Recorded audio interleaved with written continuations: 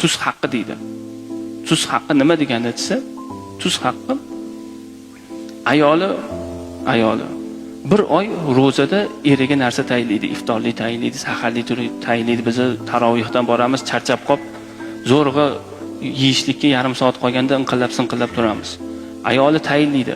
Bir oy tayinlaganda haligini nima qilar ekan? Oxirgi 10 kunligida bir parcha haligi tillani olib turib, ozgina tillani olib turib ayoliga sovg'a qilar ekan. Tuz haqqi der ekan. Shu bir oyda sen mana shu Ramazon oyida ona, ayolim shuncha tayyorgarlik ko'rdinglar, chiroyli bir holatda o'tkazinglar. Ana shu sizlarning qilgan xizmatingizga yarasha mana shu mendan bir sizlarga sovg'a, tuz haqqi deydi. Tuz haqqi nima degani desa, tuz haqqi ayoli bir oy ro'zada eriga narsa tayinlaydi, iftorlik tayinlaydi, saharlik tayinlaydi. Biz tarovihdan boramiz, charchab qolib, zo'rg'a yeyishlikka yarim soat qolganda inqillab turamiz. Ayoli tayinlaydi. Bir oy tayinlaganda haligini nima qilar ekan?